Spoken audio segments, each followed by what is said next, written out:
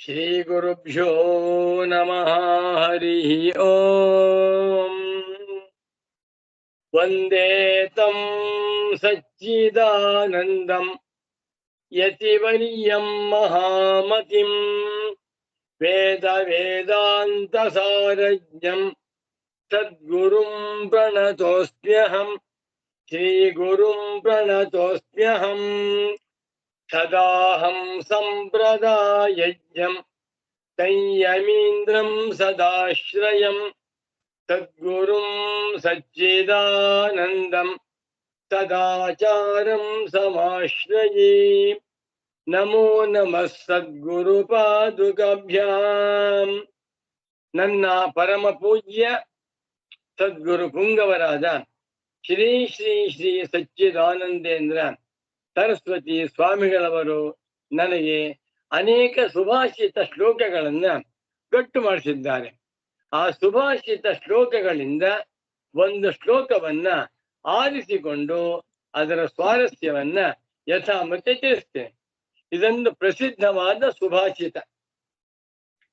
ಮನೋ ಮಧುಕರೋ ಮೇಘೋ ಮಾನಿನಿ ಮದನೋ ಮರುತ್ ಮಾ ಮದೋ ಮರ್ಕಟೋ ಮತ್ಸ್ಯ ಮಕಾರ ದಶ ಚಂಚಲ.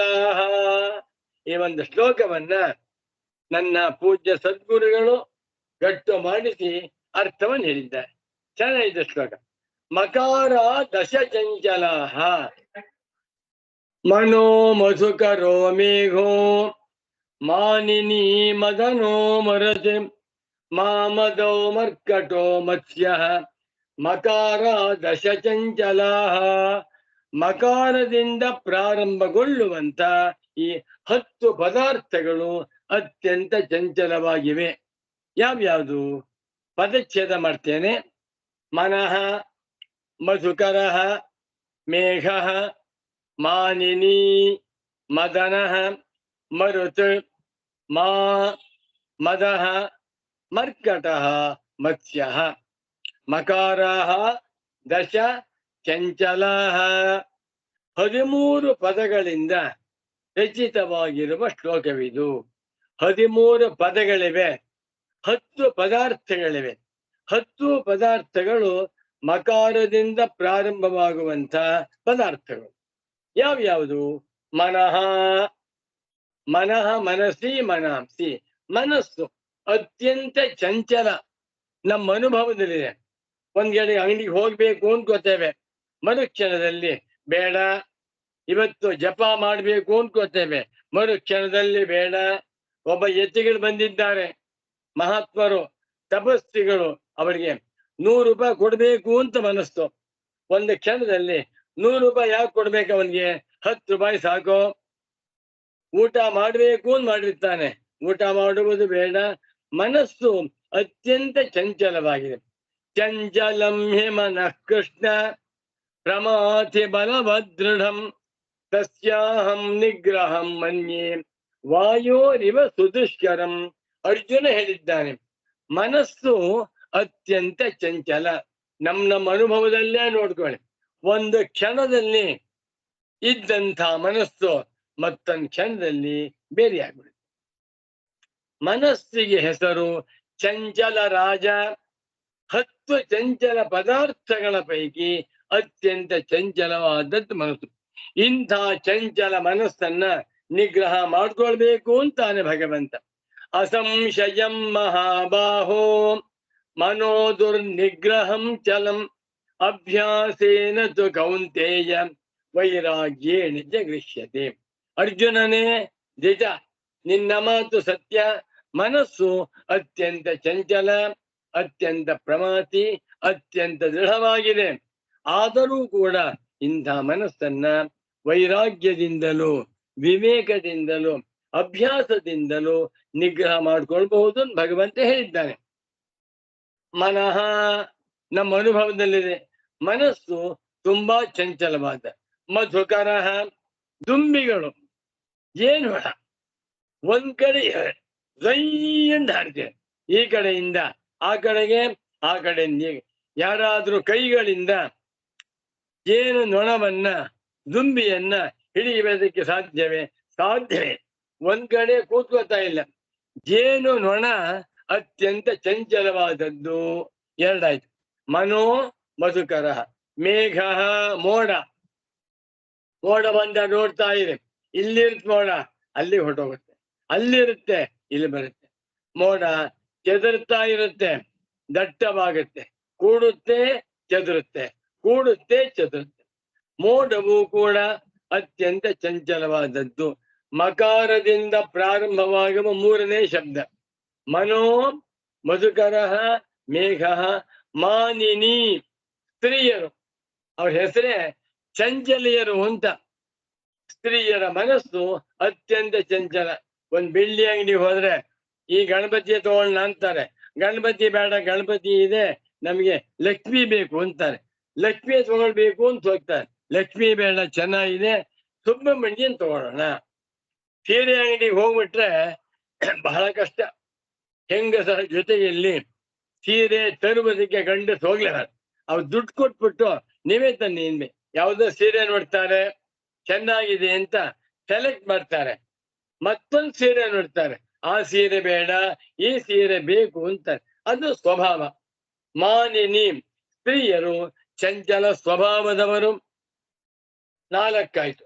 ಮದನ ಕಾಮ. ನಮ್ಮ ಮನಸ್ಸಿನಲ್ಲಿ ಹೇಳುವಂತಹ ಕಾಮವು ಕೂಡ ಅತ್ಯಂತ ಚಂಚಲವಾಗಿದೆ. ಇದು ಬೇಕು ಅಂತಾನೆ, ಇದು ಬೇಡ ಅಂತಾನೆ. ಇದು ಚೆನ್ನಾಗಿದೆ ಅಂತಾನೆ, ಚೆನ್ನಾಗಿಲ್ಲ ಅಂತಾನೆ. ಕಾಮವೂ ಕೂಡ ಅತ್ಯಂತ ಚಂಚಲವಾಗಿದೆ. 5. ಮನಃ ಮಧುಕರ ಮೇಘ ಮಾನಿನಿ ಮದನ. 5 ಆಯ್ತು. ಮರುತು ಗಾಳಿ.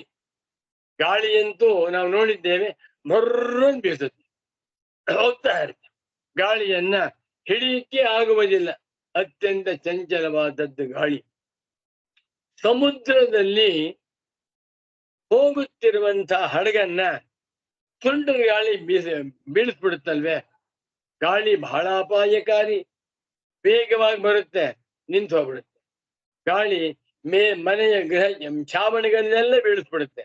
ಆದ್ದರಿಂದ ಗಾಳಿಯೂ ಕೂಡ ಅತ್ಯಂತ ಚಂಚಲ. ಗಾಳಿಗೆ ಸಂಸ್ಕೃತದಲ್ಲಿ ಹೆಸರು ಮರುತು. 6 ಆಯ್ತು. ಮಾ ಮಾ ಅಂದ್ರೆ ಲಕ್ಷ್ಮಿ, ಹಣ. ಲಕ್ಷ್ಮಿ ಅಂತೂ ತುಂಬಾ ಚಂಚಲೆ. ಸರಸ್ವತಿ ಸ್ಥಿರ, ಲಕ್ಷ್ಮಿ ಚಂಚಲೆ.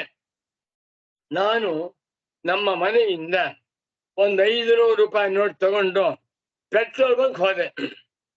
ನನ್ನ ಹತ್ರ 500 ರೂಪಾಯಿ ನೋಟ್ ಇತ್ತು. ಪೆಟ್ರೋಲ್ ಹಾಕಿಸ್ತೆ, ಒಂದು 4-5 ಲೀಟ್ರು. ಅದಕ್ಕೆ 480 ರೂಪಾಯಿ ಆಯ್ತು. ಅವನಿಗೆ ಕೊಟ್ಟೆ, ಅವನು ಇಟ್ಕೊಂಡ. 480 ರೂಪಾಯಿ. ನನ್ಗೆ 20 ರೂಪಾಯಿ ಕೊಟ್ಟ, ಅವನ ಕೈಗೆ ಹೋಯ್ತು. ನನ್ಗೆ 20 ರೂಪಾಯಿ ಕೊಟ್ಟಿದ್ದಾನಲ್ಲ, ನಾನು ಇನ್ನೆಲ್ಲ ಅಂಗಡಿ ಹೋಗ್ತೇನೆ, ಒಂದು ಅರ್ಧ ಮಾಳ ಹೂ ತಗೋತೇನೆ, ಅವಳ ಕೈಗೆ ಹೋಯ್ತು. ಅವಳು ಇನ್ನೊಬ್ರ ಹತ್ರಕ್ಕೆ ಹೋಗ್ತಾಳೆ, ವಿಳ್ಳೆದೆಲೆ ತರ್ತಾಳೆ. ನಮ್ಮ ಕೈನಿಂದ ಕೈ ಹೋಗ್ತಾ ಇರುತ್ತೆ. ಅಬ್ಸರ್ವ್ ಮಾಡಿ ನೋಡಿ. 100 ರೂಪಾಯಿ ನೋಟು ರಿಸರ್ವ್ ಬ್ಯಾಂಕಿಂದ ಬಂತು SBIಗೆ, ಅಲ್ಲಿ ನನಗೆ ಬಂತು. ನನ್ನ ಕೈನಿಂದ ನನ್ನ ಹೆಂಡತಿ ಕೈ ಹೋಯ್ತು. ಅವಳು ಯಾರಿಗೋ ಕೊಟ್ಲು, ತರಕಾರಿಯನ್ನು ಹೋಯ್ತು, ಅವಳು ಹಣ್ಣು ತರಕ್ ಹೋದ. ಒಂದು ದಿವಸದಲ್ಲಿ ಆ 100 ರೂಪಾಯಿ ನೋಟು 100 ಜನ ಹತ್ರ ಹೋಗಿದೆ.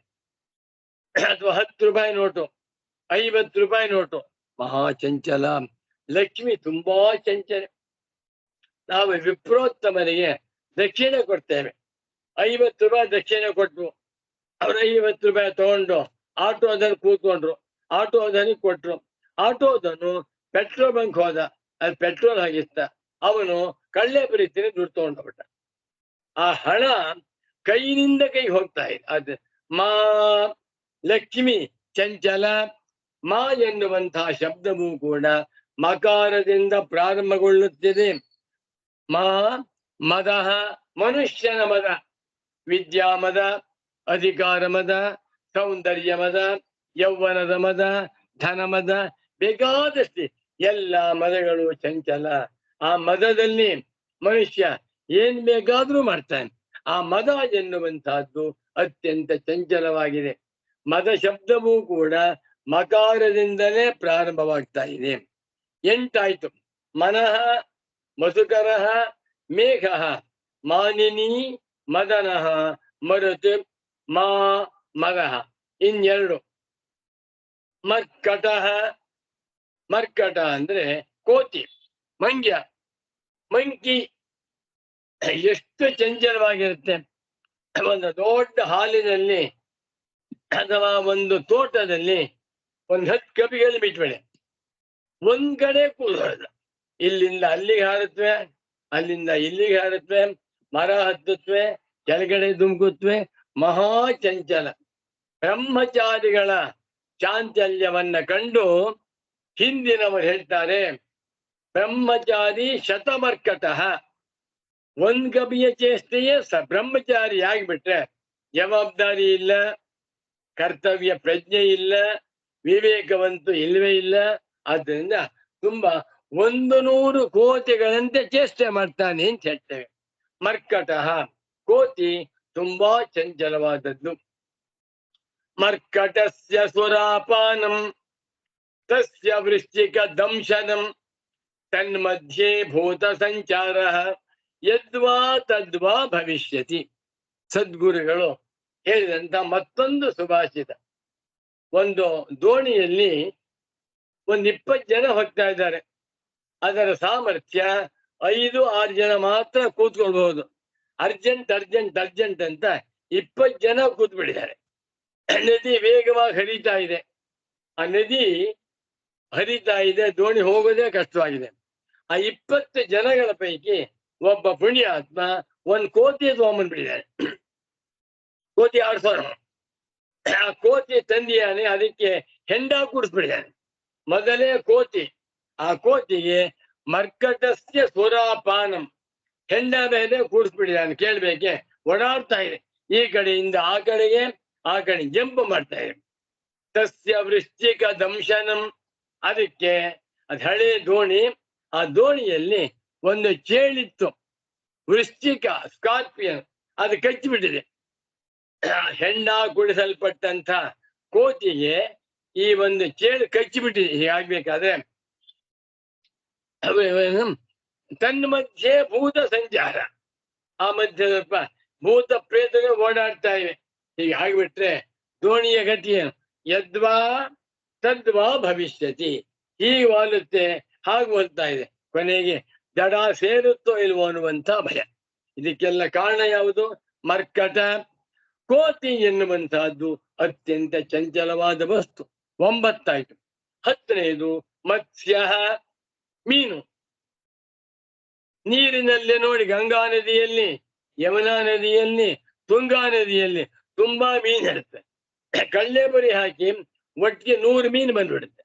ಒಂದು ಮೀನನ್ನ ಹಿಡ್ಕೊಂಡು ಸಿಗುವುದೇ ಇಲ್ಲ. ಯಾರೊಬ್ಬರೂ ಕೂಡ ತಮ್ಮ ಕೈಗಳಿಂದ ಮೀನುಗಳನ್ನ ಹಿಡಿಯಲು ಸಾಧ್ಯವಿಲ್ಲ. ಜಾರ್ಕೊಂಡು ಹೋಗ್ಬಿಡುತ್ತೆ. ಮೀನು ಒಂದೇ ಸಮಯ ನೀರಿನ ಓಡಾಡ ಚಂಚಲ. ಹೀಗೆ 10 ಚಂಚಲ ಪದಾರ್ಥಗಳು. ಈ 10 ಚಂಚಲ ಪದಾರ್ಥಗಳು ಮಕಾರದಿಂದ ಪ್ರಾರಂಭವಾಗುತ್ತಿವೆ. ನಾವೇ ತಿಳ್ಕೋಬೇಕು, ನಮ್ಮ ಮನಸ್ಸು ತುಂಬಾ ಚಂಚಲ. ಬೆಂಗಳೂರಿಂದ ಮೈಸೂರು ಹೋಗೋಣ, ಹಾಸನಕ್ಕೆ ಹೋಗೋಣ. ಮೈಸೂರಿಗೆ ಹೋದ್ರೆ ಎಲ್ಲಿ ಹೋಗೋಣ? 100 ತರಹದ ಚಾಂಚಲ್ಯ. ಇಂಥ ಮನಸ್ಸನ್ನ ಭಗವಂತ ಕೊಟ್ಟಿದ್ದಾನೆ. ಮನಸ್ಸು ಭಗವಂತ ಕೊಟ್ಟಿರುವಂತ ಅದ್ಭುತವಾದ ಐಶ್ವರ್ಯ. ಇಂಥ ಮನಸ್ಸನ್ನ ಬಳಸಿಕೊಂಡು ನಾವು ಮೋಕ್ಷವನ್ನು ಹೊಂದಬಹುದು, ಅಭ್ಯುದಯವನ್ನು ಹೊಂದಬಹುದು. ಇನ್ನು ದಡ್ಡರಾದರೆ ಸಂಸಾರ ಬಂಧನವನ್ನು ಹೊಂದಬಹುದು. ಮನ ಏವ ಮನುಷ್ಯಾಣ ಕಾರಣಂ ಬಂಧ ಮೋಕ್ಷಯೋ ಬಂಧಾಯ ವಿಷಯ ಸಂಗಿ ಮುಕ್ತಿಯೈ ನಿರ್ವಿಷಯಂ ಮನಃ. ನಮ್ಮ ಕೈಯಲ್ಲಿ ಒಂದು ಚಾಕು ಇದೆ, ಕತ್ತಿ ಇದೆ, ಹರಿತವಾದ ಕತ್ತಿ. 2 ಅಲುಗಳು 2 ಕಡೆ ಹರಿತವಾಗಿದೆ. ಆ ಕತ್ತಿಯಿಂದ ಶತ್ರುವನ್ನು ಕತ್ತರಿಸಬಹುದು, ನನ್ನ ಕುತ್ತಿಯನ್ನು ಕತ್ತರಿಸಬಹುದು. ಅದೇ ರೀತಿಯಲ್ಲಿ ಭಗವಂತ ಎಲ್ಲ ಮಾನವರಿಗೂ ಮನಸ್ಸನ್ನು ಕೊಟ್ಟಿದ್ದಾನೆ. ಆದ್ದರಿಂದಲೇ ಮಾನವರಿಗೆ ಹೆಸರಾಯಿತು ಮನಸ್ವಿನಃ.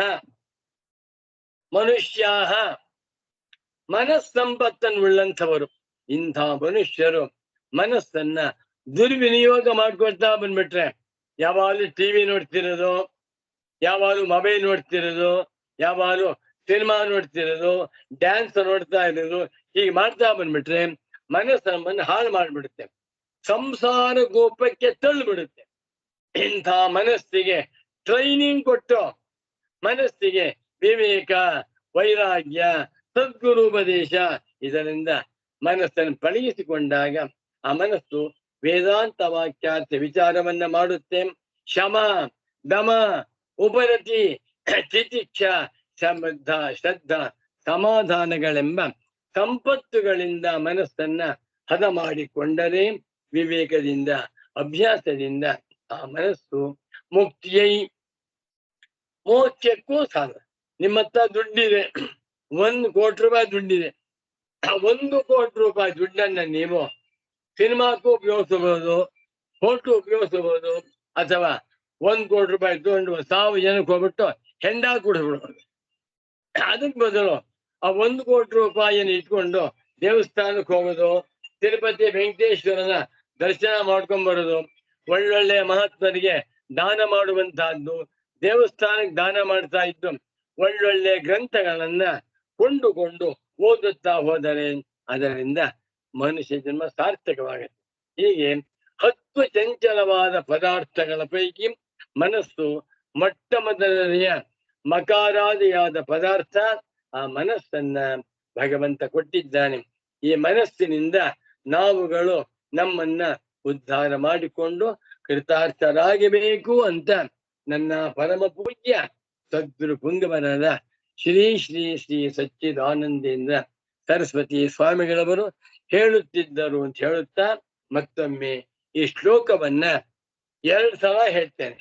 ನಿಧಾನವಾಗಿ ಗಟ್ಟಿ ಮಾಡಿಕೊಂಡು ಅರ್ಥವನ್ನು ತಿಳ್ಕೊಂಡು ಎಲ್ಲರೂ ಧನ್ಯರಾಗಬೇಕಾಗಿ ಪ್ರಾರ್ಥನೆ. ಮನೋ ಮಧುಕರೋ ಮೇಘೋ ಮಾನಿನಿ ಮದನೋ ಮರುತೆ ಮಾ ಮದೋ ಮರ್ಕಟೋ ಮತ್ಸ್ಯ ಮಕಾರ ದಶ ಚಂಚಲ. ಮಕಾರಾದಿಯಾದ ಪದಾರ್ಥ ಮನಸ್ಸು, ಮಕಾರಾಂತವಾಗಿರುವಂತಹ ವಸ್ತು ಮತ್ಸ್ಯ. ಮತ್ತೊಮ್ಮೆ ಹೇಳೋಣ.